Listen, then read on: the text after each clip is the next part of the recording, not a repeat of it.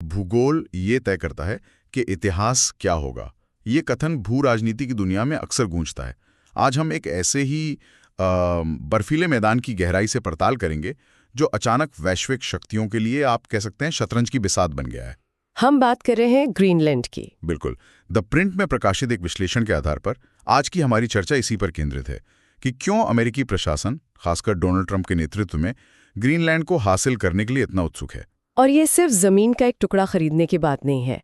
इसके पीछे आर्कटिक पर नियंत्रण है, भविष्य के व्यापारिक रास्ते हैं और ऐसी कीमती धातुएं हैं जिनके बिना आज की तकनीक चल ही नहीं सकती। तो चलिए इस बर्फीली पहेली की परतें खोलते हैं। तो सबसे पहले ये समझते हैं कि इस पूरे मामले ने दोबारा तूल क्यों पकड़ा। डोनाल्ड ट्रंप ने हाल ही में कहा कि ग्रीनलैंड को खरीदना एक रियल एस्टेट डील की तरह होगा, और उन्होंने यहाँ तक कह दिया कि वो सैन्य बल के इस्तेमाल की संभावना से भी इनकार नहीं करते। और ये सुनकर डेनमार्क, जो एक नाटो सहयोगी है, वो हैरान रह गया।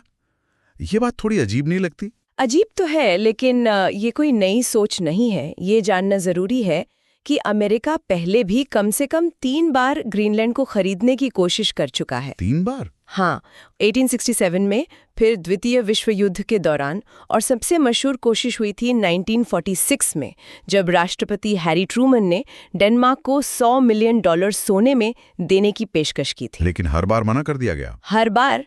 फर्क ये है कि पहले की वजह ज्यादातर सैन्य और रणनीतिक थी। आज की वजह कहीं ज्यादा जटिल है और इसका सीधा संबंध चीन और रूस के साथ एक नई तरह की वैश्विक प्रतिस्पर्धा से है। तो चलिए उसी रणनीतिक महत्व से शुरू करते हैं। नक्शे पर देखें तो ग्रीनलैंड एक विशाल, वीरान, बर्फीला द्वीप लगता है। ये इतना महत्वपूर्ण क्यों है? देखिए, इसकी लोकेशन ही इसकी सबसे बड़ी ताकत है, खासकर रूस के संदर्भ में। रूस के संदर्भ में कैसे? रूस का ज्यादातर परमाणु पनडुब्बी आर्कटिक में कोला प्रायद्वीप पर मौजूद है। ये रूस की न्यूक्लियर डेटरेंट का मतलब परमाणु निवारण क्षमता का दिल है। अच्छा। इन पनडुब्बियों को अगर खुले अटलांटिक महासागर में जाना हो तो उन्हें एक संकरे समुद्री रास्ते से गुजरना पड़ता है। इसे कहते हैं GIUK गैप। GIUK गैप मतलब ग्रीनलैंड, आइसलैंड और यूनाइटेड किंगडम के बीच का समुद्री गलियारा। बिल्कुल। तो ये एक तरह का समुद्री चोक पॉइंट है। और जो इसे नियंत्रित करता है वो एक तरह से रूस की नौसेना की गतिविधियों पर नजर रख सकता है। सही पकड़ा। शीत युद्ध के दौरान ये दुनिया के सबसे ज्यादा सैन्यकृत समुद्री क्षेत्रों में से एक था। अब इतिहास खुद को दोहरा रहा है। फिनलैंड और स्वीडन के नाटो में शामिल होने के बाद से बाल्टिक सागर में रूस की पहुंच बहुत सीमित हो गई है। इसलिए उसके उत्तरी बेड़े का महत्व पहले से कहीं ज्यादा बढ़ गया है। और रूस भी वहां अपनी ताकत बढ़ा रहा होगा। नए ठिकानों को आधुनिक बना रहा है और नई परमाणु पनडुब्बियां तैनात कर रहा है। इसलिए अमेरिका के लिए GIUK गैप पर मजबूत पकड़ बनाना अब राष्ट्रीय सुरक्षा का मामला बन गया है। तो एक तरह से शीत युद्ध की पुरानी बिसात फिर से बिछ रही है। बिल्कुल। लेकिन इस बार एक नया खिलाड़ी भी मैदान में है और वो है जलवायु परिवर्तन। ग्लोबल वार्मिंग इस समीकरण को कैसे बदल रही है? ये तो इस खेल को पूरी तरह से बदल रही है। आर्कटिक दुनिया के बाकी हिस्सों की तुलना में 4 गुना तेजी से गर्म हो रहा है। 4 गुना? जी। इसका मतलब है कि बर्फ पिघल रही है और ऐसे नए समुद्री रास्ते खोल रहे हैं जो पहले कभी मौजूद नहीं थे। 3 रास्ते खास तौर पर महत्वपूर्ण हैं। कौन कौन से? पहला, नॉर्थ वेस्ट पैसेज जो कनाडा के ऊपर से जाता है। दूसरा, नॉर्दर्न सी रूट जो रूस के साइबेरियाई तट के साथ साथ चलता है। और तीसरा, भविष्य का ट्रांस आर्कटिक रूट जो सीधे उत्तरी ध्रुव के पास से गुजरेगा। और ग्रीनलैंड इन सभी रास्तों के ठीक बीच में बैठा है। एक तरह से भविष्य के समुद्री व्यापार का चौराहा बन गया है। ठीक वहीं पर ये रास्ते एशिया और यूरोप के बीच शिपिंग के समय को 2 से 3 हफ्ते कम कर सकते हैं। मतलब अरबों डॉलर की बचत का मामला है। ये तो अमेरिका के आर्थिक हितों के लिए बहुत बड़ा अवसर है, लेकिन चिंता की बात यह है कि चीन इस मामले में पहले से ही बहुत आगे है। उसके आइस ब्रेकर जहाज इन मार्गों का नक्शा तैयार कर रहे हैं और वो खुद को नियर आर्कटिक स्टेट बताकर इस क्षेत्र में अपनी दावेदारी पेश कर रहा है। तो अमेरिका को डर है कि अगर उसने तेजी नहीं दिखाई तो ये नए व्यापारिक मार्ग चीन के नियंत्रण में आ जाएंगे। बिल्कुल। तो इसकी लोकेशन इसे एक सैन्य किला बनाती है और पिघलती बर्फ इसे भविष्य का ट्रेड हब बना रही है। लेकिन मैंने सुना है कि असली लड़ाई तो उस खजाने के लिए है जो इस बर्फ के नीचे दबा है। क्या ये सच है? ये बिल्कुल सच है और शायद यही सबसे बड़ी वजह है। ग्रीनलैंड एक भूवैज्ञानिक खजाना है। खजाना? हाँ, जीएस की 2023 की एक रिपोर्ट के मुताबिक यूरोप जिन 34 खनिजों को अर्थव्यवस्था के लिए महत्वपूर्ण मानता है, उनमें से 25 ग्रीनलैंड में पाए जाते हैं। लोहा, टंगस्टन, सोना, यूरेनियम, तांबा, तेल और तो और उच्च गुणवत्ता वाला ग्रेफाइट जो इलेक्ट्रिक वाहनों की बैटरी के लिए जरूरी है, वो सब कुछ वहां है। लेकिन इन सब के ऊपर वो चीज है जिसके लिए आज दुनिया में होड़ मची है, दुर्लभ खनिज यानी रेयर अर्थ एलिमेंट्स। हाँ, और यही बात इस होड़ को एक अलग ही स्तर पर ले जाती है। जरा इसे और समझाइए। इसे ऐसे समझिए, आज की दुनिया में आप किसी भी हाईटेक चीज का नाम लें, आपका स्मार्टफोन, हेडफोन, इलेक्ट्रिक कार की मोटर, ड्रोन या किसी फाइटर जेट का गाइडेंस सिस्टम, सब कुछ इन 17 दुर्लभ खनिजों पर निर्भर करता है। और इस समय दुनिया के लगभग 80 से 90% REE उत्पादन और प्रोसेसिंग पर चीन का नियंत्रण है। बिल्कुल, इसका मतलब तो ये हुआ कि भविष्य की हर तकनीक की चाबी एक तरह से चीन के हाथ में है, और चीन इस चाबी का इस्तेमाल करने से हिचकिचाता नहीं है। वो कई बार इन खनिजों के निर्यात पर प्रतिबंध लगाकर दूसरे देशों पर दबाव बना चुका है। और अमेरिका इस निर्भरता को अपनी राष्ट्रीय सुरक्षा के लिए एक बहुत बड़ा खतरा मानता होगा। सबसे बड़े खतरों में से एक, और यहीं पर ग्रीनलैंड की भूमिका आती है। अनुमान है कि ग्रीनलैंड में दुनिया के कुल रेयर अर्थ भंडार का 30 से 40% तक हो सकता है। 30 से 40%? ये तो खेल बदलने वाली बात है। हाँ, ये तो ऐसा है जैसे पता चले कि आपके पिछवाड़े में सोने की खदान है। सोने से भी ज्यादा कीमती, खासकर भारी रेयर अर्थ्स जैसे डिस्प्रोजियम और टर्बियम, जो चीन के बाहर लगभग मिलते ही नहीं हैं, वो भी ग्रीनलैंड में प्रचुर मात्रा में है। अच्छा, वहाँ का क्वानेफील्ड प्रोजेक्ट दुनिया के सबसे बड़े REE भंडारों में से एक माना जाता है। अमेरिका के लिए ग्रीनलैंड चीन पर इस रणनीतिक निर्भरता को खत्म करने का एकमात्र यथार्थवादी और दीर्घकालिक समाधान हो सकता है। तो ये सब चीन को रोकने की एक बड़ी रणनीति का हिस्सा है।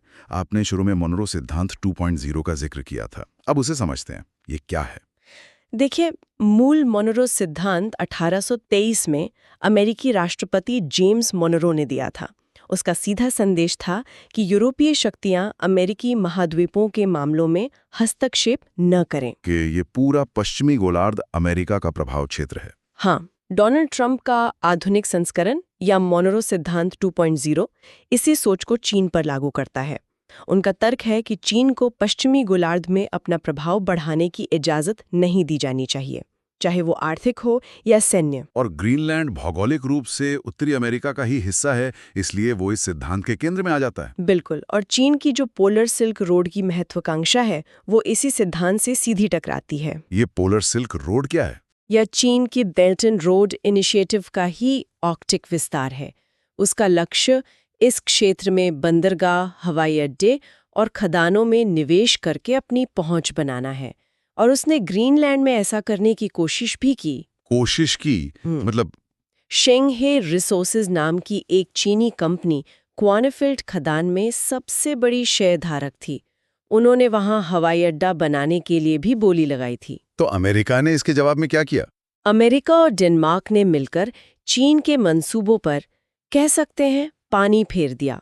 डेनमार्क ने सुरक्षा चिंताओं का हवाला देते हुए चीनी कंपनियों को हवाई अड्डा बनाने के कॉन्ट्रैक्ट से बाहर कर दिया। और खदान का क्या हुआ? फिर ग्रीनलैंड की अपनी सरकार ने 2021 में एक कानून पास करके यूरेनियम खनन पर ही प्रतिबंध लगा दिया। ओह, चूंकि क्वानेफील्ड में रेयर अर्थ्स के साथ साथ यूरेनियम भी मिलता है, इसलिए वो प्रोजेक्ट ठप हो गया।